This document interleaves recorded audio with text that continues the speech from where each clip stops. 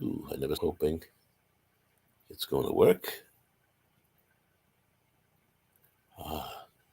How's it looking? So far? Can you see me? No, not yet. Okay. Well, shalom, shalom. Welcome to our midweek MIDrash. It's a special edition tonight. As I mentioned last week, we still on? In 1 second. Okay, just checking things out here. Yeah, you're good. Well, I'm good. That remains to be seen. But we thank you for joining us on this special Chanukah episode. You might say, hey, didn't Hanukkah start last week sometime? And we are watching a biblical, we don't like to use the word calendar, but the reckoning of the days based on the heavenly tablets. And thus far, it's been very reliable. And so, actually, today is the first day of Hanukkah, the 25th on the calendar, and it concludes next week on Wednesday again, in which it would likely be the 8th day of Hanukkah, but also the first day of the 9th month and the winter solstice. And I believe Thursday is the official solstice, so it's close on that calendar by 1 day. So I think that we're pretty good with the reckoning that we've been watching over. So again, I wanted to do a secondary teaching on Hanukkah. I hope that you watched last Sabbath's teaching, because I went into a lot of details, and it's for your benefit that you understand these things. And tonight goes from the book of Daniel into what we've been taught about Armageddon, and you're going to be surprised at some of the things with regards to Armageddon, as it's actually pronounced in the Greek. So it's going to be a steady teaching tonight. I'm going to try to get through this second part of the Hanukkah teachings. It's not connected with the past Sabbaths, but only in that they both have Hanukkah teachings. And there are those who are kind of biased against Hanukkah because it's not in the scriptures, whereas in reality it is in the scriptures. Even in the King James Bible, which was printed in 1611, I believe, that it was in the 1880s that some people had the audacity to remove the apocryphal writings, which included First and Second Maccabees, which tell the story of Chanukah, the dedication. And as I taught last past Sabbath, that there are 4 dedications that take place of the temple. The 4th one is the we temple, that we are to be dedicated, and we are to shine and let our lights so shine before men and women. So we might go a little over an hour tonight. But I'm not going to charge you any overtime. It's going to be straight rates. I'm not going to throw any additional charges on your bill. So we're grateful that you've come in and checked us out. And whether you're watching us live or whether you're watching us later on, we thank you and we appreciate you very, very much. And just keep us in prayer. As you can tell, I'm trying out a new voice tonight. It's not my second puberty. It is a little something or something else. I'm not quite sure. But so this is the time of the year where things happen and things arrive, uninvited guests. So, and the frogs in the throats where they don't belong. So again, I thank you for being with us. We thank you for being with us. We have a few folk, and we're going to have Patricia will do the opening prayer. If you would do so kindly, Patricia, if you would please give us an opening prayer. Our Father, in the name of Yeshua, we thank you and praise you. We thank you that we could come together this Wednesday night and open up your scriptures, Father, and renew our mind with your word, Father. Father, I ask you to bless each family here tonight. Guide us, protect us, and keep us safe, Father. In Amen. Amen. Toda rabah. Thank you, sister. And I have all my scriptures and my notes right here. So rather than thumbing through the word, I have it all written down here in my own chicken scratch handwriting. So that's the only down thing that's not so cool. Okay. So we're going to begin with the book of Daniel, chapter 8, verse 1.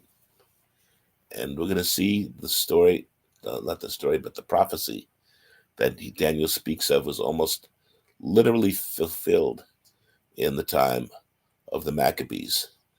And as there's also the fulfillment to await us in the future as well, as we have Antiochus Epiphanes being prophesied about, and this was the fourth Epiphanes, and we have the anti-Mashiach who has Antiochus as a role model in many ways. So what happens once can happen again. We think, well, we've been through it, but so that means we won't get it again. And we've learned that that's not necessarily the case, right? Okay, and I thank you for your patience with my voice. I'm going to need a little bit more tea, I think. Regina? I said I'm going to need a little more tea. Okay.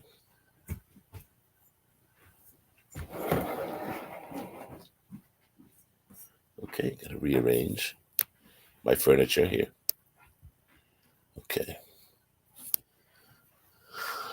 So whether you like to light the candles or not, whether you like to spin the dreidels or not, these are traditions that have come about. And if you feel reluctant about partaking of traditions that might not be fully sanctioned by the word, but are ways we can incorporate certain good lessons, we go, okay.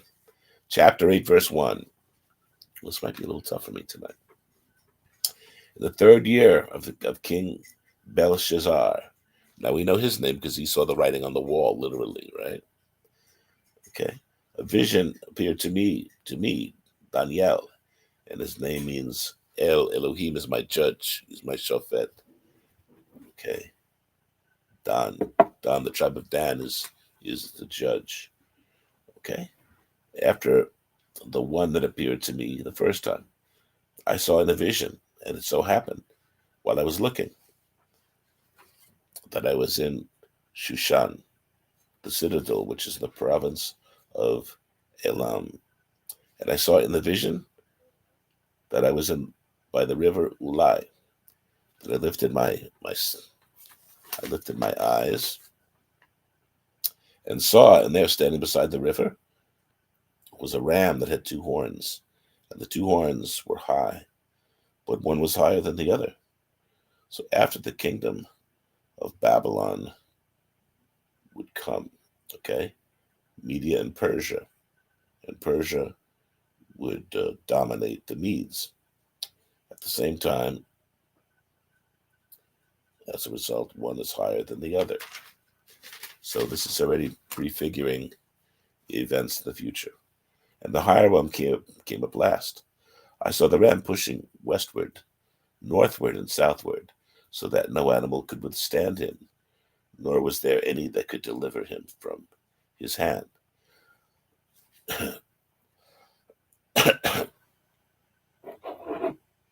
Okay. I wish that was hotter.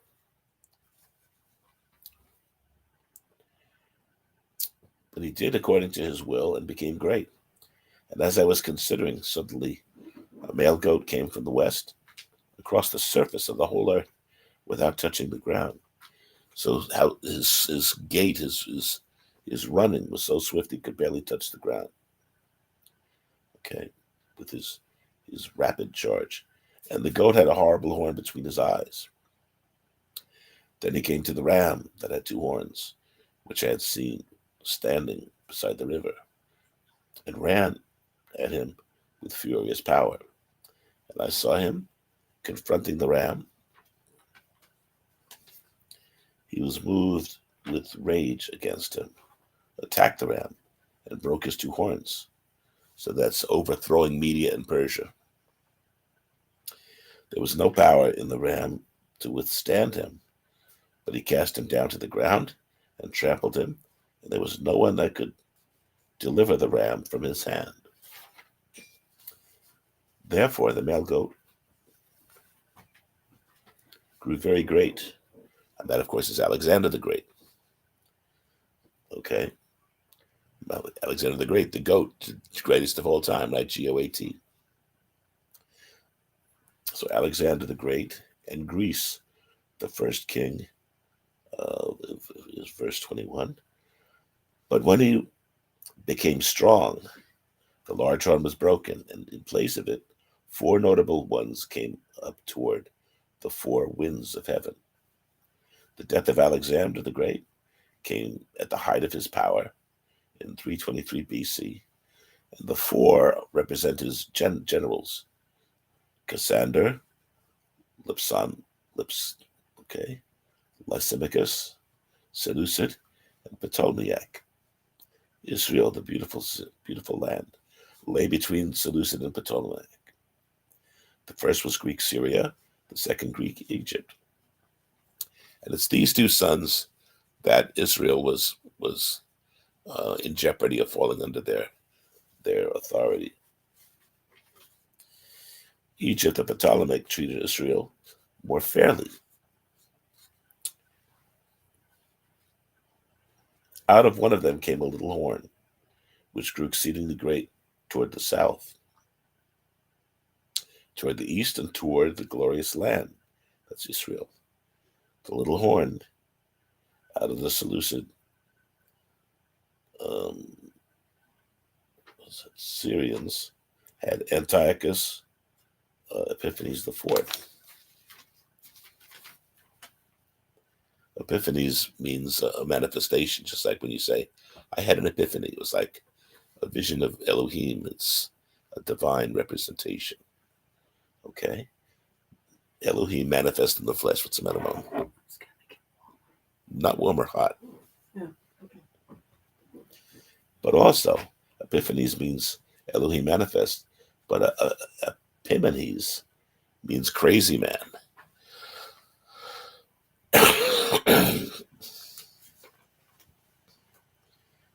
Verse 10.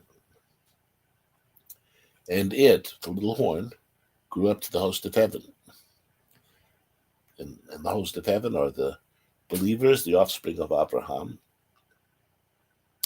And it cast down some of the host and some of the stars to the ground, and trampled them, and even exalted himself as high as the prince of the host. And by him the daily sacrifices were taken away, and the place of his sanctuary was cast down because of transgression. Okay. And the transgression is the willing assimilation that we see in the account of the Maccabees. And they assimilated to pagan Hellenism, the Grecian culture. Among the Jews were renegades, traitors, and defilers. And it's these traitors that the whole problems erupted from. So it's one thing to be Caiaphas, the high priest, who condemns Messiah. It's another to be Judas Iscariot, who betrays Messiah to him. An army was given over to the horn to oppose the daily sacrifices, and he cast down truth to the ground. He did all this and prospered. So he desecrated the temple. He offered pig sacrifices on the altar. The statue of Zeus was placed in the holy Beit HaMikdash, the holy temple. Okay? The abomination that causes desolation with the face of Antiochus. So the Zeus statue actually had Antiochus, who represents essentially Zeus in the flesh, a mockery of Messiah, a false Messiah, whose face is the manifestation of the Father, right? The family resemblance. Verse 13. Then I heard a holy one speaking, and another one, holy one, said to that certain one who was speaking, How long will the vision be concerning the daily sacrifices and the transgression of desolation, to giving of both the sanctuary and the host to be trampled underfoot? And he said to me, for 2,300 days, okay? And then the sanctuary will be cleansed. So 2,300 evenings and mornings refer to the number of sacrifices offered consecutively on 1,150 days, the interval between the desecration of Yahweh's altar and its reconsecration, its rededication. The day of the defilement is the same day in the week, and of 3 years later to the day. It took 3 years. And it's reconsecration by Judas Maccabee on Kislev, the 9th month, 165 BC. The pagan altar was set up and the sacrifices by Antiochus established on Kislev 25th, 168 BC, was installed 2 months after Yahuwah. His altar was removed, accounting for the difference between 1095, which is exactly 3 years, and the 1150 that I mentioned here. Okay, so there's a reason before we start complaining about things not being accurate.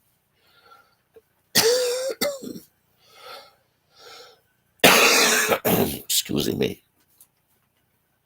Verse 15 to 25. Gabriel, the Malach, the angel, explains the visions in greater detail. Antiochus IV rises to power by intrigue and deceit and illegitimate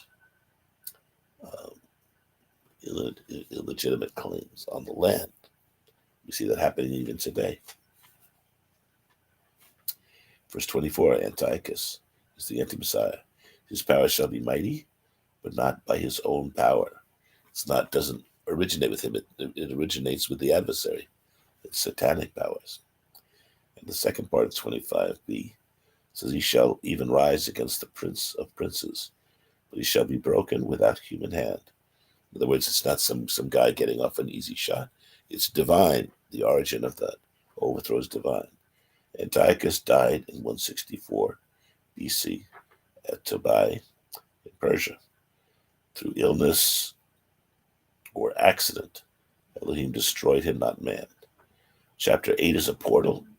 It's a confirmation as a type of what must happen first to establish the pattern, the prototype in the short term.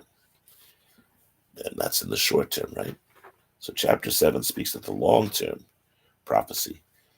So again, its proximity, the fact that it's earlier in the book does not mean that it's earlier or later. It's the details. We get the long-term after, then we get the short-term details. Okay.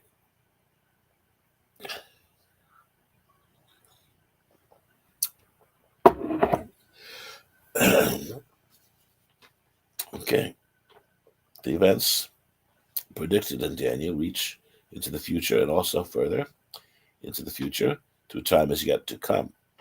The events of Chanukah are clearly seen and a type is clearly established for the future final event.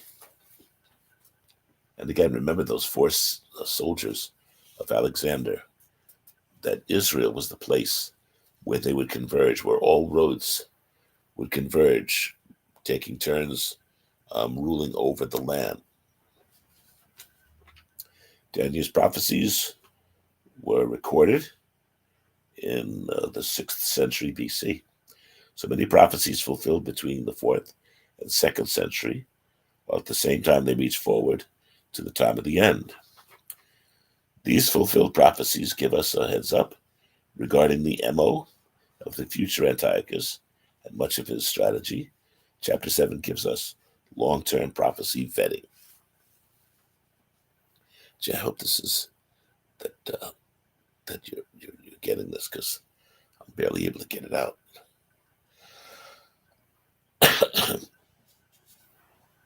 Sorry about that.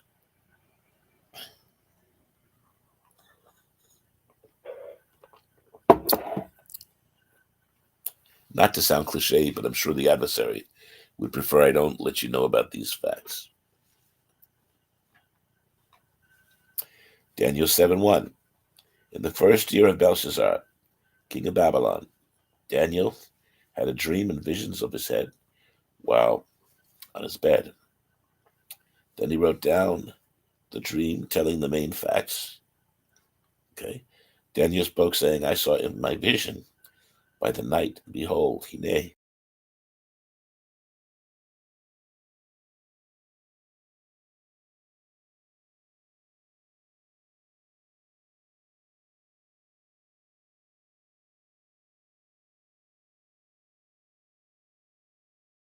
The four winds of that the apocalypse of given to Yochanan and the apocalypse given to Daniel, a lot of crossing and intersecting.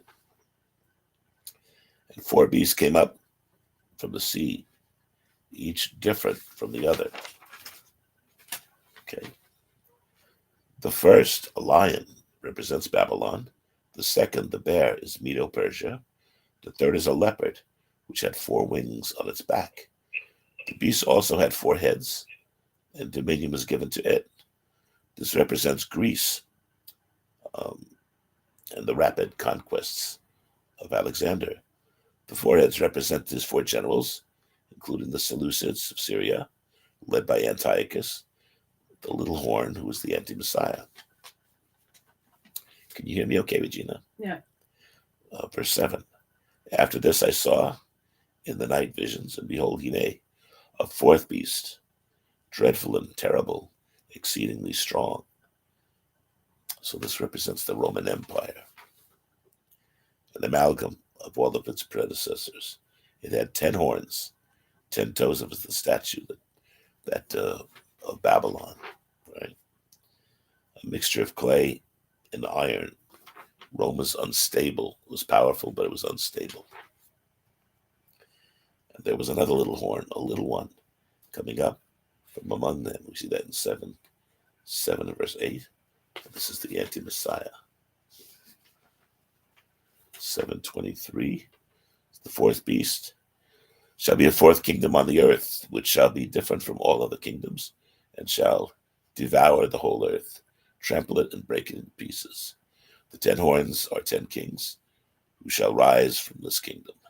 And another scroll was given. And another shall arise after them. He shall be different from the final ones, from the first ones, and shall subdue 3 kings.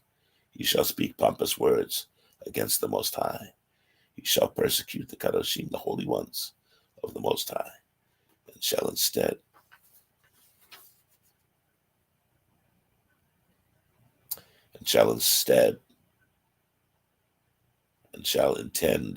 to change the times and the Torah. We see this happening later on with Constantine, as he forbade the keeping of the Sabbath, forbade keeping Torah, or what he interpreted as Jewish garbage, and inserted pagan observances in their place, including the day of the sun rather than the Shabbat. Oh man, I didn't think this was going to be that bad. I'm really sorry.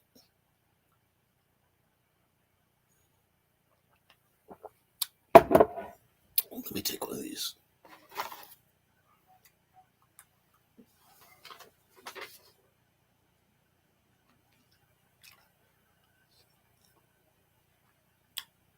So he was a Roman emperor. He represented the fourth beast.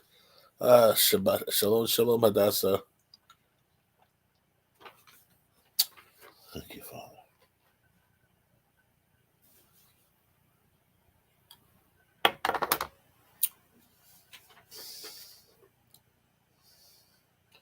Then the Holy Ones shall be given into his hand for times, and half a times. That's 3.5 years, which is a parallel to Revelation 13. Verse 2 says, the beast I saw resembled a leopard, had feet like a bear, and the mouth like a lion. And the dragon gave the beast its power, his throne, and great authority. Okay, now this is important to pick up. Why is there only one beast now? Okay, and why does this fourth beast, or the single beast, have all the attributes of the previous three of Daniel? Well, in Messiah's day, this is after these first three kingdoms were already passed. Okay? Of Babylon, Media, Persia, and Greece, and only the horrendous beast remained, the Roman Empire, and its lasting corrupting influence and legacy through the Vatican. And again, I'm not doing an anti-Catholic or anti-Christian message. I'm just stating the fact that this comes from Rome. In the days of Antiochus, the people of the land, the Yehudim, put up a united front of resistance. Right? You know what they did? No. Instead, there was a great falling away prior to the overthrow. So just like what happens to these great countries, including several of them on the earth today, they're talking about invaders, they're talking about all these different things, whereas we're doing a pretty good job of destroying us from within. And that's how effective the adversary utilizes all these things to corrupt from within. So it just collapses of its own weight. First Maccabees 1:11 says, "It was then that there emerged from Israel a set of renegades who led many people astray. Come, let us ally ourselves with the Goyim, the nations who are surrounding us. For since we separated ourselves from them, many misfortunes have overtaken us." So in other words, holiness, set-apartness, kadoshness, is used to blame for their troubles, for their woes. Okay, blame for their misfortune. But a far worse situation awaits them after their compromises, after they've been weakened from within. Like a family is destroyed, not from some home invader, but it's destroyed from within, from instability, from lack of respect of parents, lack of respect of the wife or the husband. What is this coming up here?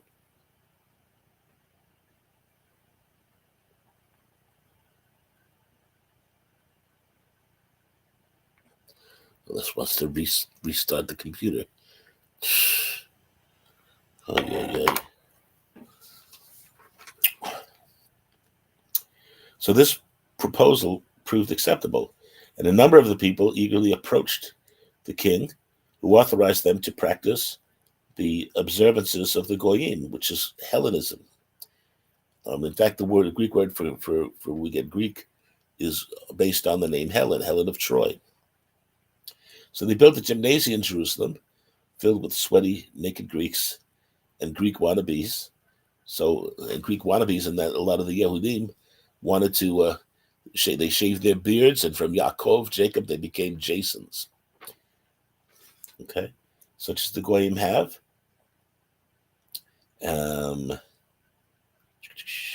Disguised their circumcision and abandoned the Holy Covenant, submitting to Gentile rule as willing slaves and servants of impiety. So they actually hated their culture. They wanted to completely sell it, like Esau sold his covenant sign to Yaakov.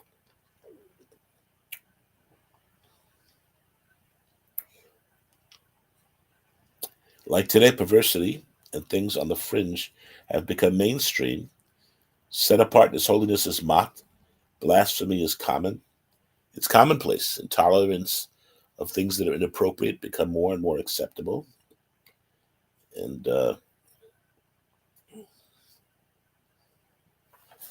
those who are keeping faithful are not tolerated. Isaiah 5 verse 20 says, "Woe to those who call evil good and good evil, who put darkness for light and light for darkness, who put bitter for sweet and sweet for bitter." And I'll jump back to 1 Maccabees 1 verse 41. The king then issued a proclamation to the whole kingdom, his whole kingdom, which now included Israel, that all were to become a single people, each nation or ethnic group renouncing its particular or unique customs, the things that make us set apart, were to be one. Just like we know that in the Revelation, that there's one world government that's going to be emphasized, right? One world government system, which is driven by the UN. And still to this day, Israel never fits into any of other nature's paradigm, which is why compromise is so dangerous. Yeah, let's just have a two-state system. That's the solution. You know. These renegades had ceased being the unique people of Yahuwah. They had ceased to be those unique people. They were now Grecian wannabes. And all the goyim conformed to the king's decree, and many Israelites chose to accept his religious sacrificings to idols and profaning the Sabbath. The king also sent edicts by messages to Jerusalem and the towns of Judah, directing them to adapt their customs foreign to the country, banning burnt offerings, sacrifices, and libations from the sanctuary, profaning Sabbaths and feasts, defiling the sanctuary, and everything kadosh, everything set apart and holy, building altars, shrines, and temples for idols, sacrificing pigs and unclean beasts, leaving their sons uncircumcised, and prostituting themselves to all kinds of impurity and abominations, so that they should forget the Torah. And that's what happens when you stop doing, you forget. Just like the northern kingdom sifted through the nations, they lost their whole identity. They forgot they had an amnesia that reached four corners of the world.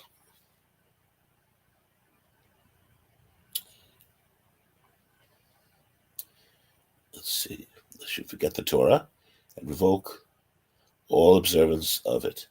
Anyone not obeying the king's command was to be put to death. Writing in such terms to every part of his kingdom, the king appointed inspectors for the whole people and directed all the towns of Judah to offer sacrifices. Okay? City by city.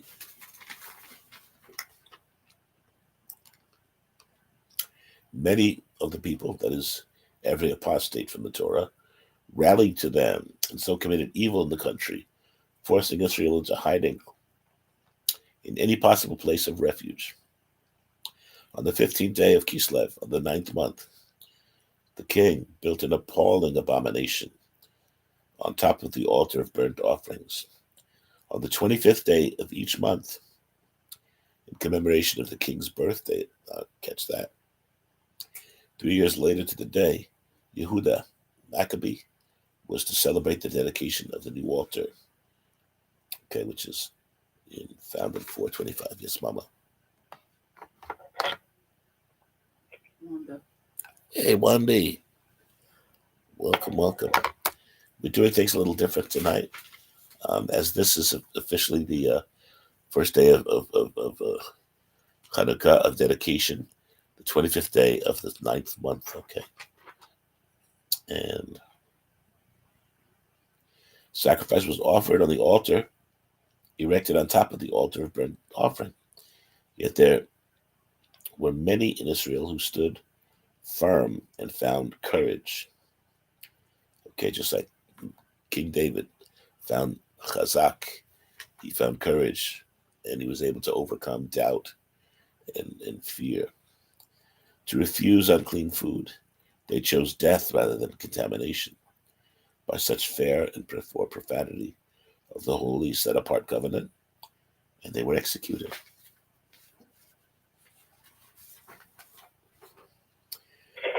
It was a truly dreadful retribution that visited Israel, okay, which was earned through their apostasy. They fell by the wayside. Their protection was gone.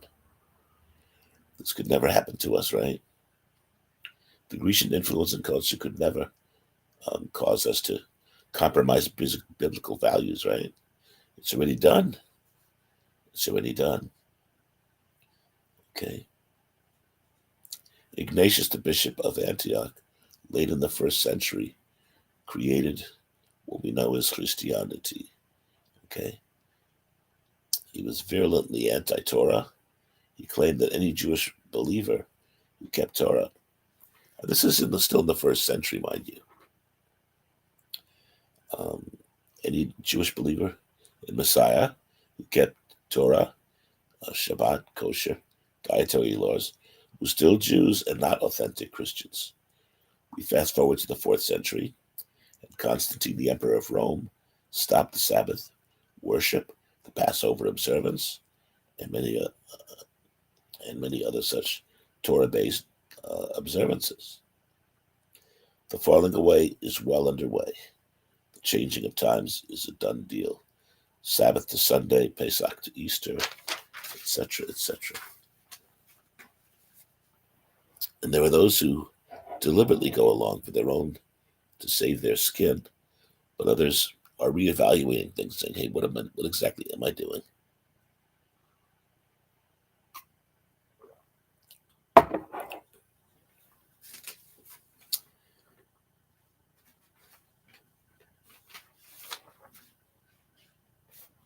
Okay. 2 Thessalonians 2:3. Let no one deceive you by any means, for that day, which is the day of days, the day of Messiah, will not come unless the falling away, the apostasy, comes first, and the man of sin is revealed, the son of perdition, who oppresses and exalts himself above all that is called Elohim, or that is worshipped, so that he sits as Elohim in the temple of Elohim. So here we see that it's almost a duplicate account of the time of Daniel. I mean, what Daniel prophesies about, the time of the Maccabees, that even after the Maccabee account, that they lower their standards again, and the same thing happens again. And that's what's happening in our days. Same thing, time after time. The focus of the defiled temple, of those who have fallen away, and revealing in their deception. Okay, no. The focus of the defiled temple, of those who have fallen away and reveling in their new deception. We are to be the salt of the earth. Matthew 5:13. Salt is a preservative, a guard against falling away, becoming spineless renegades. It's a lot to think about.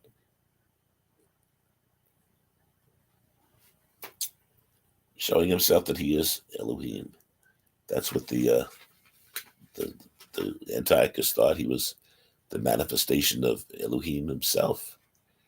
He thought he was Zeus.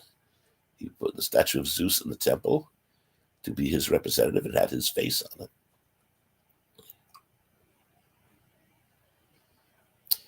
Okay, just like the dragon who empowers him. Isaiah 14:12-15. I will make myself like the Most High, Elyon.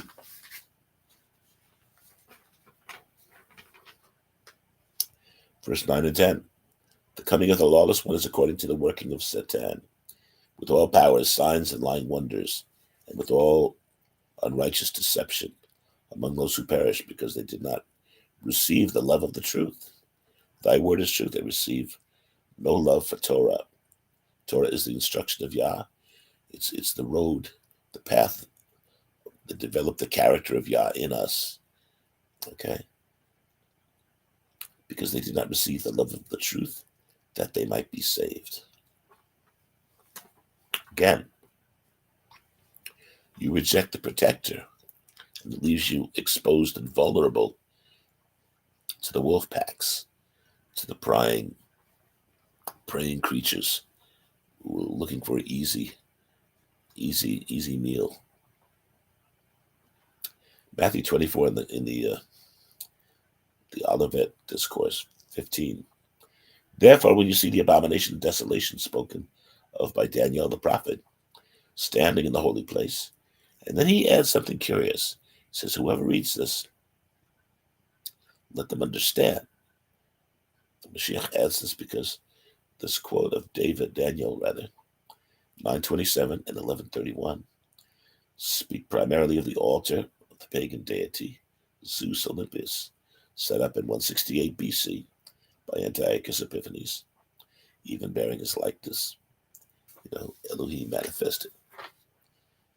But he suggests a future similar abomination to be erected in the last days in 2 stages. Just pay attention to this. Number 1, shortly 40 years later, Rome will cause a great desolation.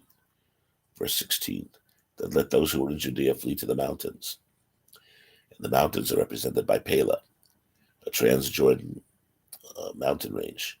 Believers fled there during the Roman siege, shortly before 70 AD. And verse 21 has the second one.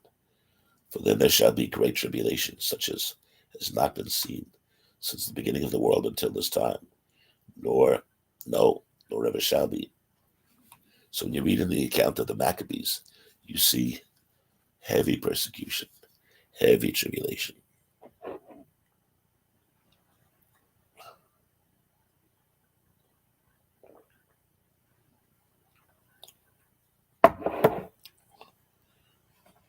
Sorry.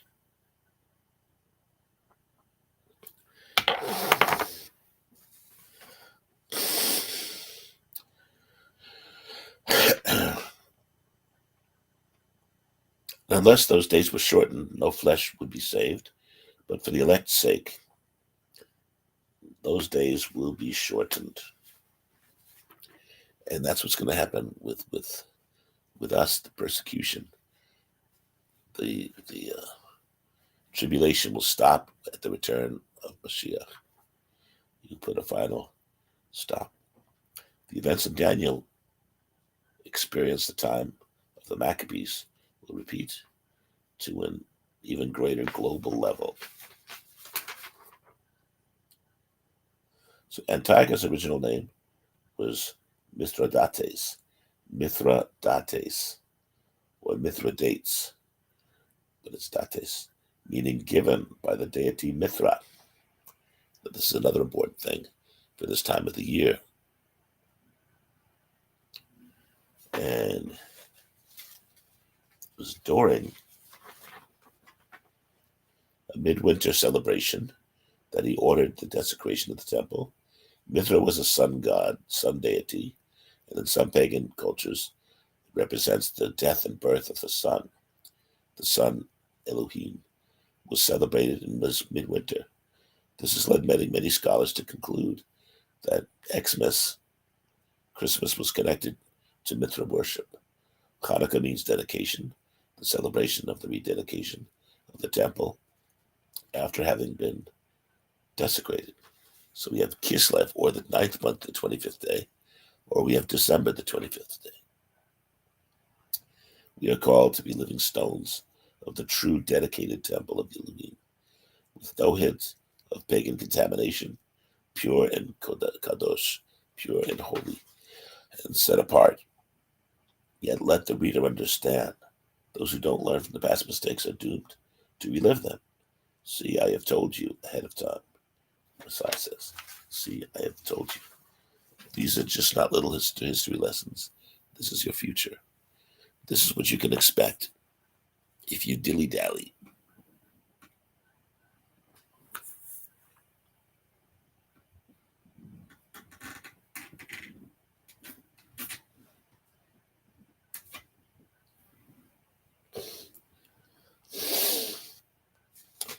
Oy. Now back to Daniel, chapter 11:27. Both those kings, again representing Ptolemy and Antiochus, the Grecian culture. Both these kings, Antiochus and Ptolemy, who was in Antiochus' custody, these two kings ruled to the north to the south of Israel. Their hearts shall be bent on evil, and they shall speak lies at the same table, but it shall not prosper, for the end will stand. For the end will still be at their appointed time, the Moedim, the fall Moedim, the appointed times of Yah. While returning to his land, which is Syria, with great riches, his heart shall be moved against the Holy Covenant. In 169 BC, Antiochus plundered the temple and set up a garrison there, and massacred many Jews in Jerusalem. Simply living there was not enough to save them. There were those who say, well, let's go to Israel, let's go back to the land, let's make Aliyah. That there's no supernatural power in and of itself. When we live among the people who are compromised. Look at Isaiah. I have unclean lips. I live among an unclean people. We all need salvation. Just because we are a Yehudim means nothing. In fact, that the Yehudim became renegades and covenant breakers make it even worse.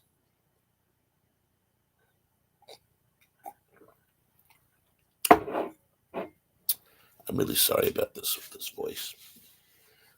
I just had to get this out today.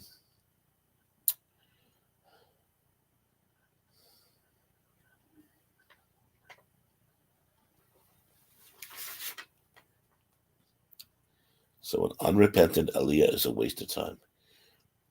I shall go up and I shall be safe there. No. If your heart is unchanged, if your heart is not clean before Yah, if you are not pure before Yah, he will not accept you. He will not bid you to enter into his home. Okay. So he shall do damage and return to his own land. A traitorous high priest was an accomplice to the desolation and leaves the door open to even further tragedy. Sacrificing of unclean things. Verse 29. At the appointed time he shall return and go south, toward the south, but it shall not be like the former or the latter. For ships from Cyprus shall come against him. And these are Roman vessels, okay? So here we see how this all goes into place. And again, for Daniel, this is a future event. For us, we look back and say, oh, he's talking about the time of the Maccabees. But it all comes together. So Roman vessels under the command of Popilius Laenus shall, therefore he shall be grieved. So militarily humiliated is more like it. He came up against Roman vessels and humiliated him. And he returns in a rage against the Holy Covenant. He takes out his frustrations against Israel. Do damage. So he takes it out. He's being slaughtered, as many of his people slaughtered, his generals or whatever, humiliated.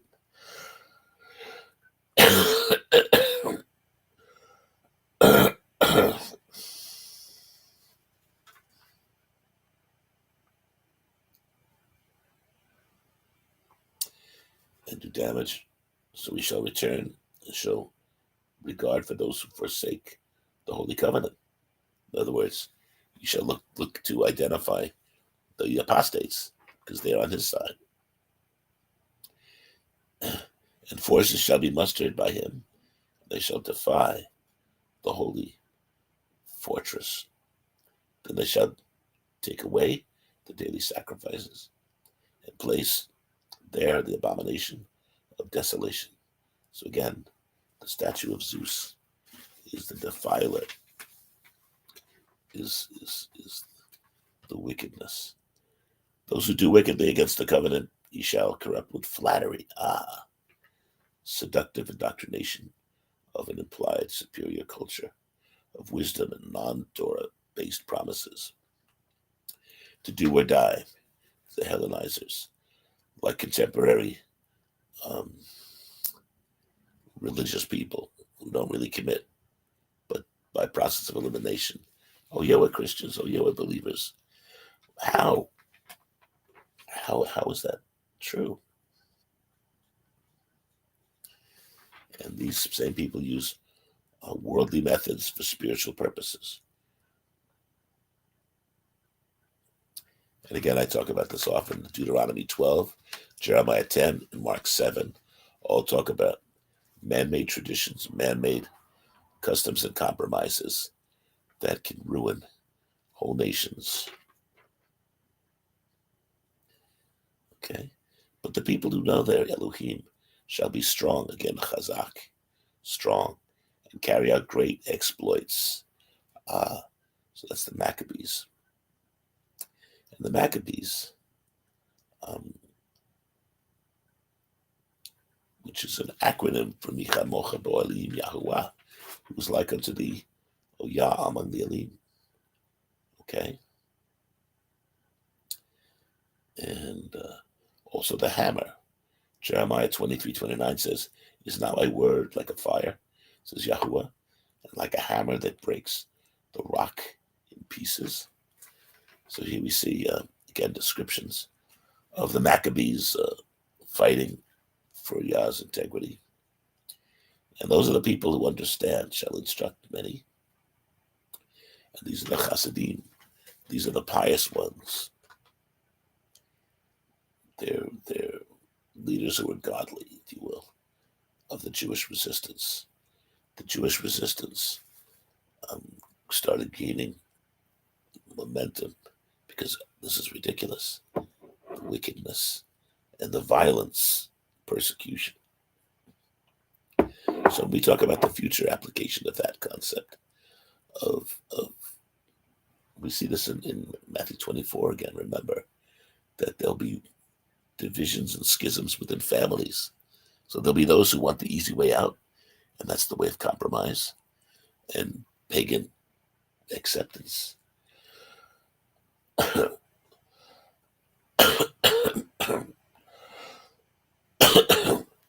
can't get that out. I'm sorry. I really felt led to do this tonight, which is why this is warfare going on right now, because people need to know this stuff.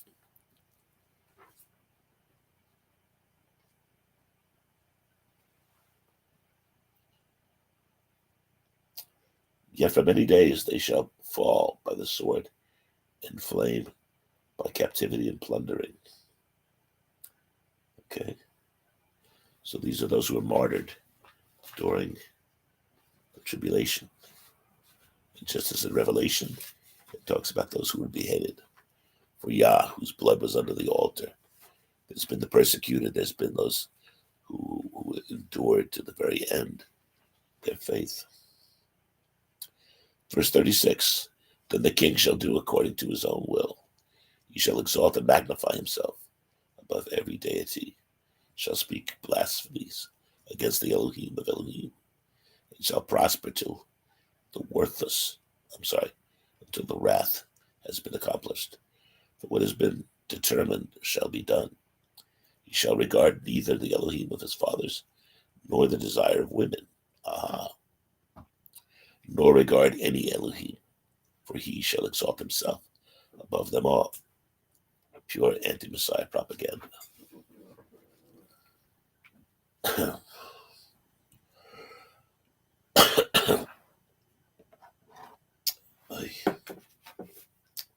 Bear with me, hope.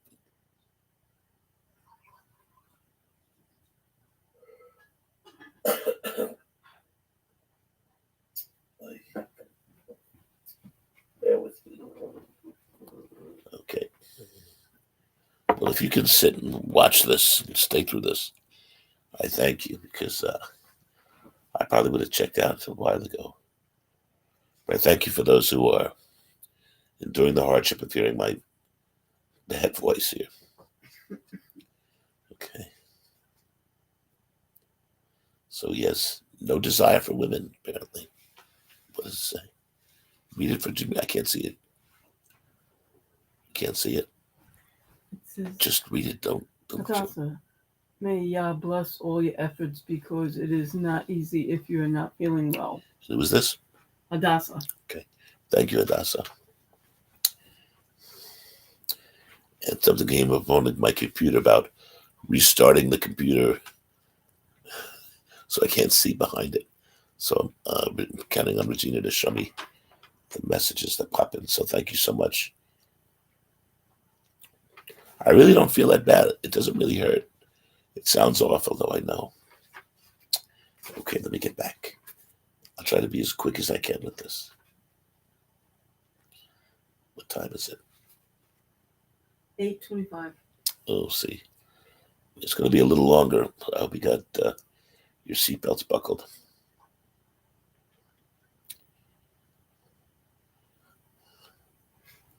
So chapter 9:24. 70 weeks. Okay, Shavuot. Okay, Shavim. Are determined for your people and for your holy city to finish the transgression, to make an end of sins, to make reconciliation for iniquity, to bring in everlasting. Okay. To seal up the vision, prophecy, and to anoint the most holy. So 490 Sabbath years. Daniel 9, verse 2. In the first year of the reign of Darius, I, Daniel, understood by the books the number of the years specified for the word of Yahweh through Jeremiah, Yirmiyahu the prophet, that he would accomplish 70 years in the desolations of Jerusalem. Leviticus 26:33. I will scatter you among the Goyim and draw out a sword after you. Your land shall be desolate and your cities waste. So again, all this about desolation. All this about desolation all comes in response to our treachery, to our wickedness, being renegades. Well, I'm Jewish. Well, I'm not. Doesn't matter. You're a renegade. You're a betrayer. It's worse. Daniel 9, verse 8. O Adonai, to us belongs shame of face, to our Melech, our princes and our fathers, because we have sinned against you. To Adonai, our Elohim, belong mercy and forgiveness, though we have rebelled against him. We have not obeyed the voice of Yahweh, our Elohim, to walk in his laws.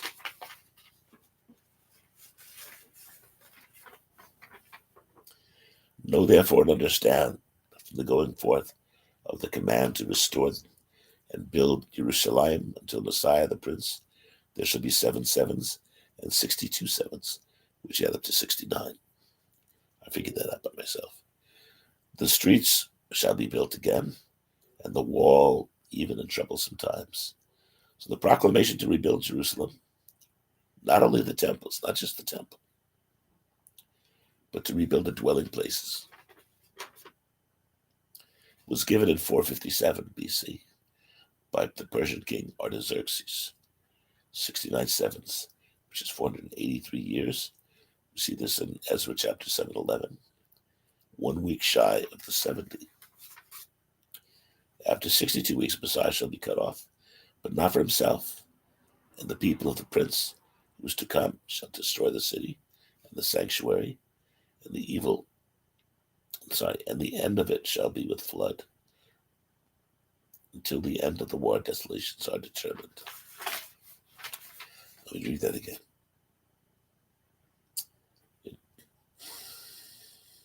The end of it shall be with a flood.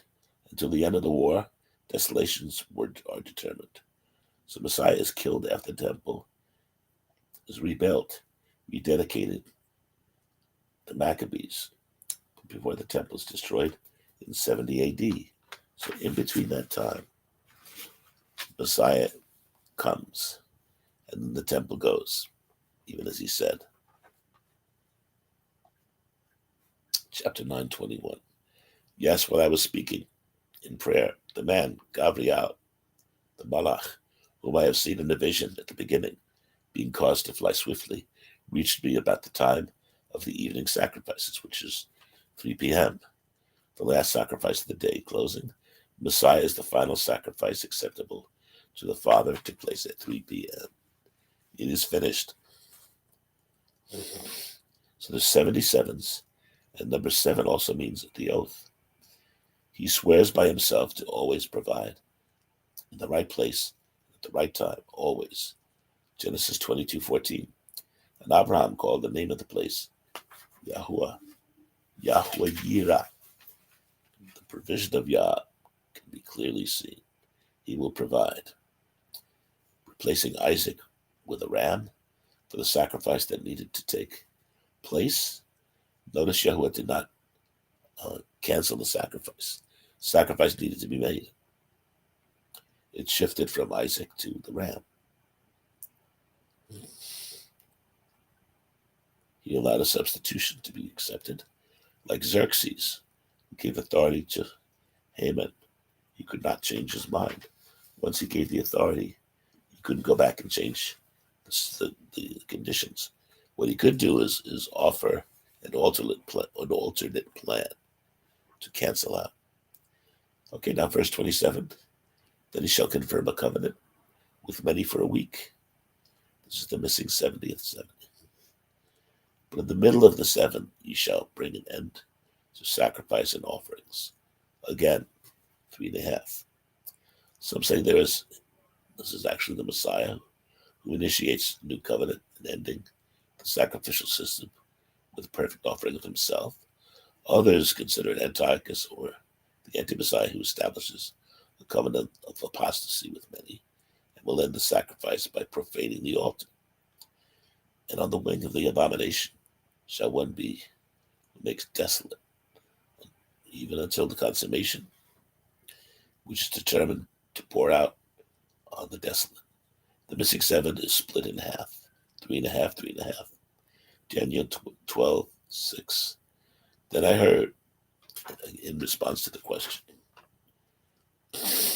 how long shall the fulfillment of these wonders be?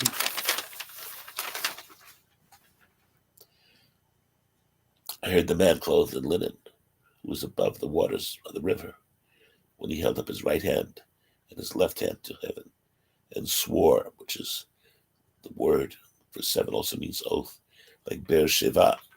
Sheva is 7, is also the oath. It was Sheva. There were 7 lambs in that offering of the oath in Bereshit, right? And swore the oath by him who lives forever, that it should be for a time, times and time and a half. So again, 3.5. Revelation 11, verse 1. Then I was again with reed like a measuring rod, and the Malach, the angel, the messenger, stood there, says, rise and measure the temple of Elohim, the altar, and all those who worship him there. But leave out the court, which is outside the temple, and do not measure it, for it has been given to the Goyim, the Gentiles. And they will tread the holy city underfoot for 42 months, 3.5 years. And I will give power to my 2 witnesses, and they shall prophesy 1260 days. 3.5 years, clothed in sackcloth.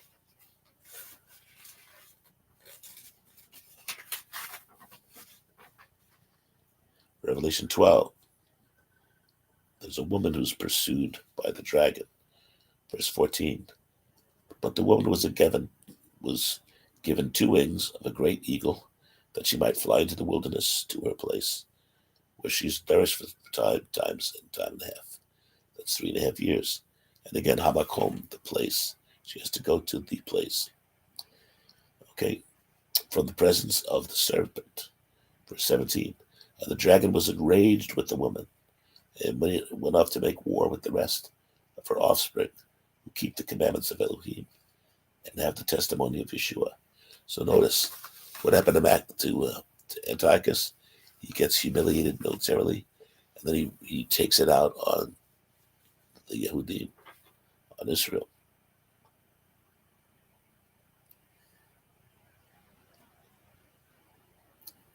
Those who keep the commandments of Elohim have the testimony of Yeshua. which is the spirit of prophecy. Revelation tells us in 19:10. War is brewing. War is occurring, but it's leading to a greater war. That's why we have to make sure whose side we're on. Just like Yehoshua, when he saw the Malach in the middle of the road, and he was presumptuous enough to say, "Hey, whose side are you on?" And the response was, "I'm for your side. I don't know who you guys are up to, but he will defend his integrity. And if we're on his side, we are on the victorious side. We are safe." And that's the way it goes. Daniel 11, verse 40, at the time of the end, the king of the south shall attack him. The king of the north shall come against him like a whirlwind, with chariots, horsemen, and with many ships. He shall enter the countries and overwhelm them.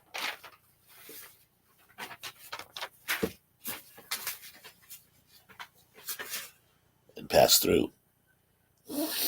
He shall also enter the glorious land, which is Jerusalem. Again and again it talks about Israel. Eretz Israel as being the glorious land. And many countries shall be overthrown, but these shall escape from his hand. Edom, Moab, and the permanent people of Ammon. He shall stretch out his hand a second time against the countries. Stretch out his hand against the countries. And the land of Egypt, Mitzrayim, it shall not escape. He shall have power over the treasures of gold and silver, and over all the precious things of Egypt. Also the Libyans and the Ethiopians shall follow at his heels. But news from the east and the north shall trouble him. Therefore he shall go out with great fury to destroy and annihilate many. And he shall plant. He shall plant the tents of his palace between the seas and the glorious mountain, which is Jerusalem. Okay. Yet he shall come to his end, and no one will help him. Praise Yah for that. Revelation 16:13. I saw three unclean spirits, like frogs, coming out of the mouth of the dragon, out of the mouth of the beast, and out of the mouth of the false prophet. For they are spirits of demons, performing signs, which go out to the kings of the earth, and of the whole world to gather them to the battle of that great day of Elohim Almighty, El Shaddai. Behold, I am coming as a thief. Blessed is he who watches and keeps his garments, lest he walk naked, and they see his shame. And they gather them together to the place called in Hebrew Armageddon, as it's generally translated. Again, where is the place? The place is Mekom, the place. So, the next portion takes us on a little bit of controversy. The ayin, not the gimel, is what's used here. Or in the Greek, the gamma. Okay? And the letter for ayin is the I. And the early Greek bear that out also. I saw this old footage from World War II, conclusion of World War II,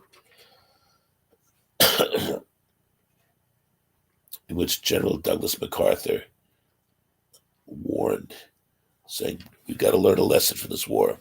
You know, of course, World War II ended with the atomic bomb being so. And he warned that the next time we might be facing Armageddon, as it's translated. Armageddon, which is not Armageddon. It's not Armageddon at all. So that word is only used one time in Revelation 16:16.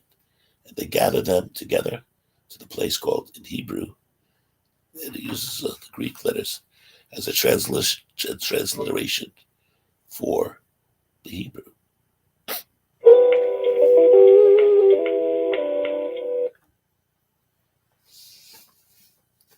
But pay attention, because this is something that a lot of people are not aware of.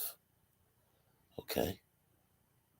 One single word appears only once in the Greek that frightens most people to hear about Armageddon. Armageddon, Armageddon, which is the great war, right? Where is it? Okay. It claims to be the transliteration of a Hebrew word, but appears nowhere in the Tanakh. The word is not. It says, as called in the Hebrew. That word is not in the Hebrew. Okay? Most conclude that it must be speaking about Megiddo, since Megiddo is mentioned several times. But it's always, okay, Megiddo, Megiddon, in Zechariah 12. It's a plain, the plain of Megiddo. I visited that location, in fact, many years ago when I was there. And Gadon is the word for a crowd or to assemble. We see it through Joshua, Judges, First Kings. It's on several places, but it is a plain. And Har Magadon. So Megiddo seems to fit, right? Because it's used as a place where battles took place. It was a place of many battles, and many times historically served as a crossroads. But the Har of Har Magadon is mountain. And Megiddo is not a mountain. It's flat. It's like saying we're going to go to the mountains of Florida. Doesn't fit. Doesn't fit. Okay? So Har Magadon. Okay? So the Har at the beginning and the On at the end leaves us with Maged. Okay?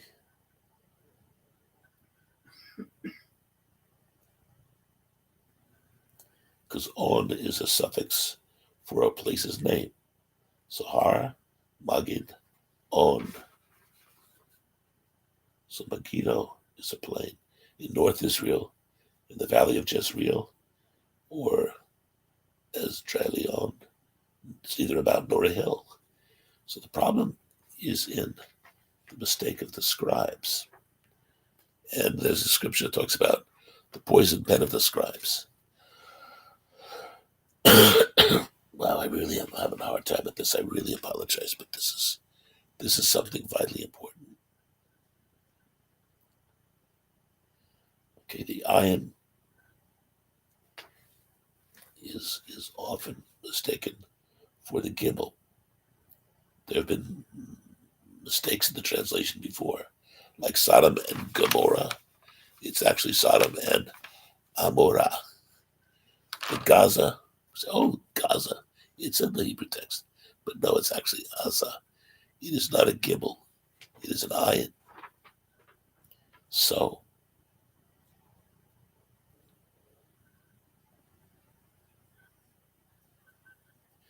it's an ayin, not a gimel. The Greek gamma is occasionally inserted in place of the ayin. So what mountain is Revelation 16 speaking of? Armageddon, okay. The ayin replaces the erroneous G sound of the gimel or the gamma. So we have Moed. We have the hill. We have the mountain of the Moed. And the Moed is an appointed time, an appointed or a fixed time or place or season. The place of meeting for the assembly of the congregation. It's a signal. Isaiah 14:13 says, "For you, Satan, have said in your heart, I will ascend into heaven. I will exalt my throne above the stars of Elohim. I will sit on the mountain of the congregation, Har Moed." Har Moed. That's what Revelation was looking at. The mountain of the congregation, the mountain of the assembly at a fixed time, their appointed time. Just like we use the term Moedim to describe the holy appointed times of Yah in Leviticus 23. Can you hear me, Regina? Yeah, I can hear you. Okay. So what I'm speaking is actually discernible. Hello? What? What I'm saying is actually discernible. Yes.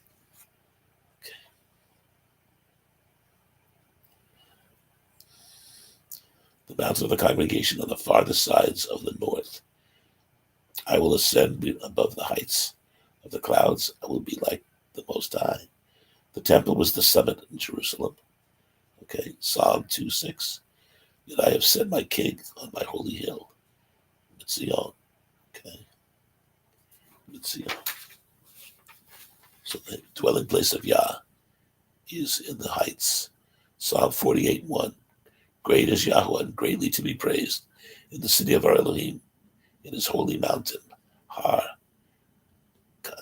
Show. So he's the holy mountain. Beautiful in elevation, the joy of the whole earth is Mount Zion on the sides of the north, the city of the great king.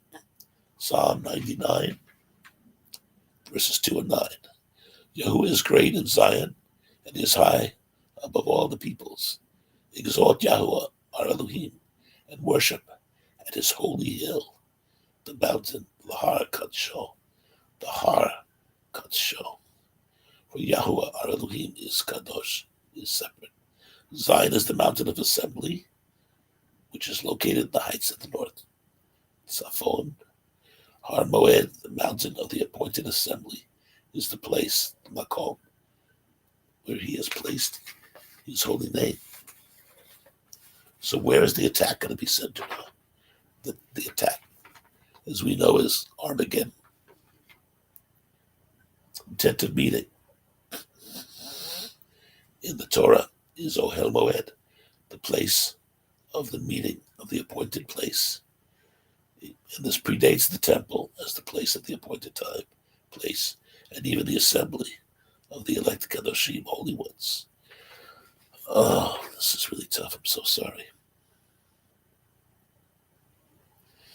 So Yah in Leviticus 23 invites us to meet with him on his appointed time and place. That's why you have to meet on those days that he specifies. You have to be in the places where he comes. That's why there were pilgrimage feasts when the temple was standing. The Feast of Matzah,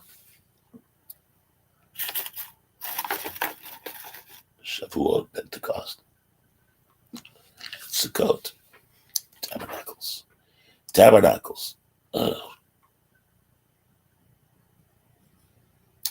Leviticus 39 and Zechariah 12 and 14.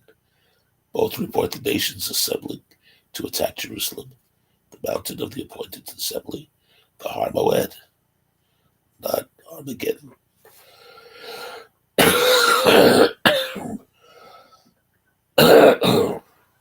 I'm really trying to get this out, man.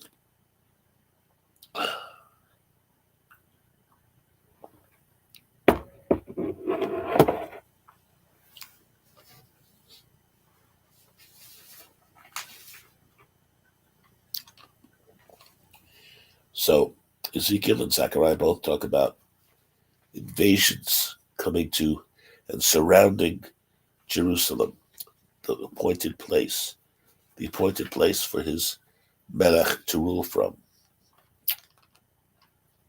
Okay, when we think of appointed place, that's the place where his name is. That's the place where his Beit HaMikdash, his temple, would be standing. His people would be gathered there. And so the Moedim point to specific times, specific locations. And so attack Jerusalem, the mountain on the sacred assembly, Har Moed, not Har Megadon. So Douglas MacArthur was used in 1945 to show us that this word is not Armageddon. It is Har Moedim, Moedon, the place of the appointed place. This is the appointed place. There's no mountains on Long Island or Florida, so anything that suggests that there are needs to be further examined, and we need to prove all things test all things, and allow us to be challenged from time to time.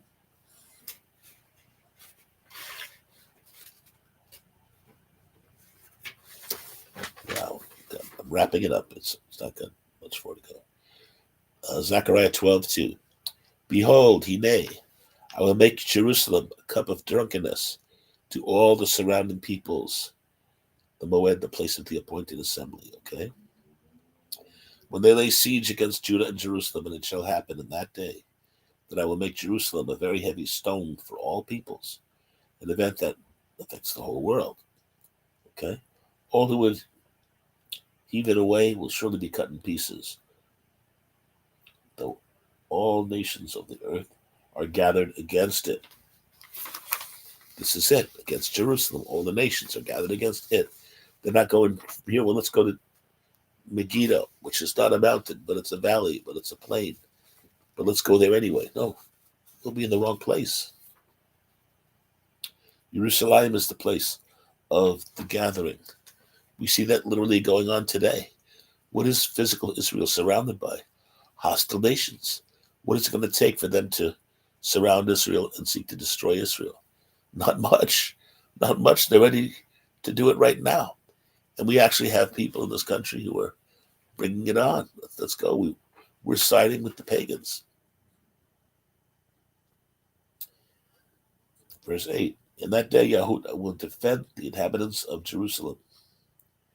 It shall be in that day that I will seek to destroy all the nations that came against Jerusalem. All the nations. Well, they literally were sending their best wishes. And I will pour out on the house of David and the inhabitants of Jerusalem the ruach of grace and supplication. Then they will look at me, the one whom they pierced. Yes, they will mourn for him, as one mourns for his only son, and grieve for him as one grieves for the firstborn. Messiah is revealed, he has returned. So again, Zechariah 14:2 and 3. The Har Moed, the mountain of the appointed time. And the place occurs during the series of Moedim. Appointed gatherings, they are Mikra Kodesh, they're sacred assemblies. We assemble there at the time and the place that we're called to do so. Okay, verse 16. This all takes place in time for Sukkot. Okay, which is a time of gathering. It's one of the appointed times. That is a pilgrim feast. They would call them regalim, which are foot feasts. People travel to Jerusalem for Sukkot. So it's there. What happened? What happened recently? On October 7th, Israel was attacked during what? On the Sabbath, yes. But what else was it? It was also during the Moed. So this is happening before our eyes. We have to open our eyes. Otherwise, we're blind. We're destined to fall apart. And it shall come to pass that everyone who is left of all the nations that came against Jerusalem shall go up year after year to worship the Malach Yahuwah Tzbaoth, the Lord of hosts, to keep Sukkot, the Feast of Tabernacles.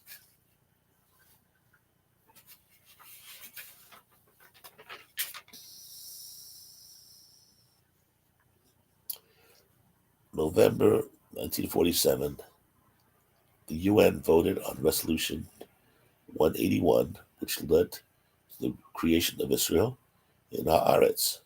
70 years after, 70 years after it's permitted to exist, in December 2017, Jerusalem is recognized as the capital of Israel, receiving full legal recognition. Interesting. Very interesting. So 70 years after the resolution is voted to create Israel, Jerusalem is named the capital of Israel. 70 years to the day.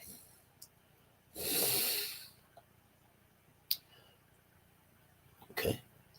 King Cyrus, Harry Truman in 1947, and the much maligned Trump in 2017 can all be mentioned in the same breath. So during this time, dedication and rededication, let us be reminded of what is at stake. We are currently being surrounded by hostile foes that seek to invade and conquer us. Do we fall away, or do we stand even more determined than ever? We gotta dig our heels in. We gotta dig our heels in and make our stand. And I just got a couple more verses real quick. 1 Corinthians 10:12. Let me know what time it is, Regina. It's 8:56. Okay, not too bad. Therefore, let him who thinks he stands take heed lest he fall. No temptation has overtaken you except such as common to mankind. But Elohim is faithful, who will not allow you to be tempted or to be tested beyond what you're able. But with the testing, will also make the way of escape that you may be able to bear it. So in light of Chanukah, at the time of dedication, we have this great history to reflect upon, to ennoble us, to give us the vigor and the desire to be kadoshim, to be his holy ones. And again, if you haven't seen this past Sabbath teaching, I would say please double check that. I didn't want to repeat the same things, but there's many challenging facts that the scriptures unveil for us.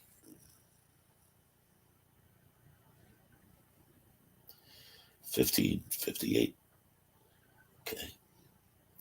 Therefore, my beloved brethren, be steadfast, stand firm, immovable, always abounding in the work of Yahweh, knowing that your labor is not vain in Yahweh.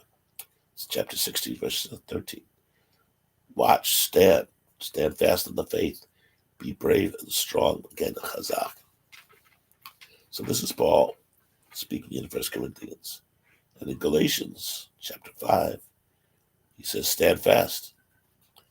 Therefore, in the liberty by which Messiah has made us free, and do not be entangled again with the yoke of bondage. Don't behave like the pagans. Don't adapt their ways. 2 Thessalonians 2:15. 2:15. Therefore, brothers, stand fast and hold the traditions which you were taught, whether by word or by our epistle. Ephesians 6:10. Finally, my brethren, be strong in Yahuwah and in the power of his might. Put on the whole armor of Elohim, that you may be able to stand against the wiles of the devil. For we do not wrestle against flesh and blood, but against principalities, against powers, against the rulers of the darkness of this age.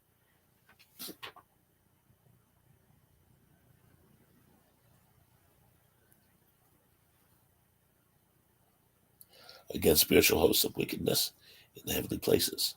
Therefore, take up the whole armor of Elohim, that you may be able to withstand in the evil day, and having done all to stand.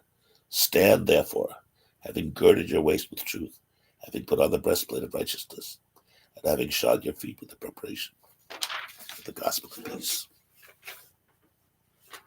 Above all, taking the shield of faith, with which you will be able to quench every single one of the fiery darts of the wicked one, and take the helmet of salvation, the helmet of Yeshua, that we have the mind of Messiah.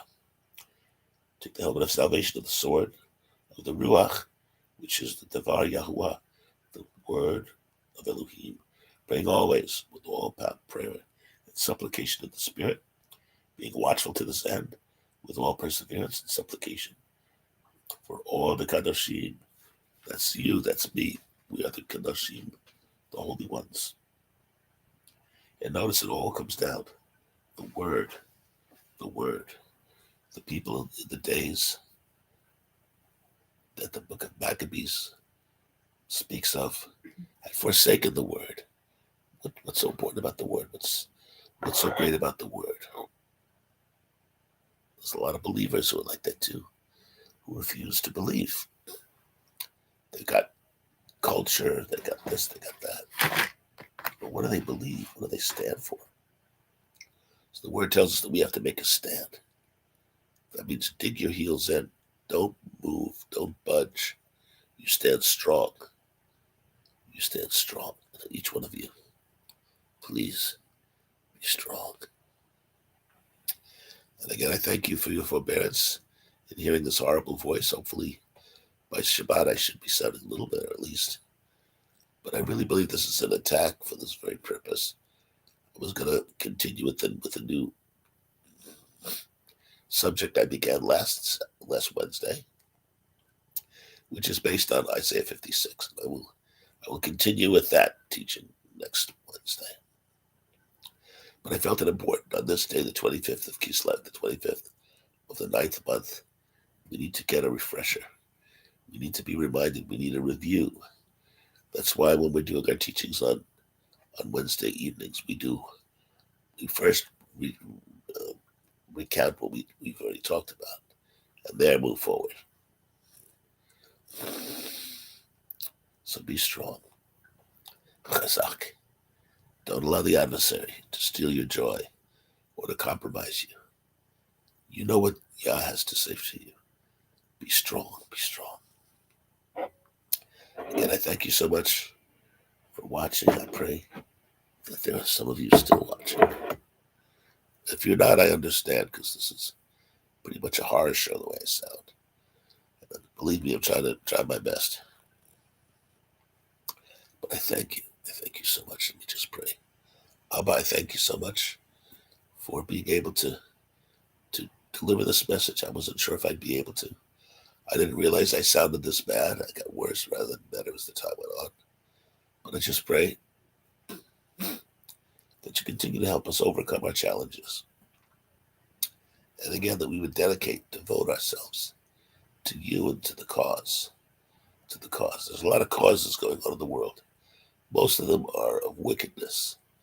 Most of them are trying to usurp the authority that you've established. Most of the world is trying to make foolish and reject the word, reject the truth, Father. What is truth? Thy word is truth. We thank you, Father, for all your goodness. Abba, we praise you. And I pray that we would be encouraged during this Chanukah season. The next 8 days, we could light our little candles, that stove. But understand what it represents. It represents dedication. Are we truly dedicated? Are we really up to the task that you've established? And you command those who are yours, who benefit from all the goodness that we're dedicated to do what we need to do. So we thank you for this evening, Father. And we pray for healing among your people, physical, spiritual, psychological, emotional, even financial. But I pray that we are encouraged, that we love you, Abba, in word and in truth. So thank you again for this extra time. Again, I won't be billing you for the extra time. It's a half hour. That's time and a half, buddies. But I'm going to let it slide. So again, please join us this Sabbath at 11 a.m. as we continue to do our various teachings and readings of the scriptures. And the next Wednesday, I will continue with the new teaching in Isaiah 56. Yes, Mama. It's Adasa. May Yah bless and keep us all, and wishing you a speedy recovery. Amen. Amen. Thank you, brethren. And again, those who are joining us later on or whenever you can, we just pray that you'd have the patience of Hadassah to come join us and to listen to this crazy voice. I pray that this was so beneficial. There's a lot in here. The next time you hear people talking about Armageddon, you have this teaching here also.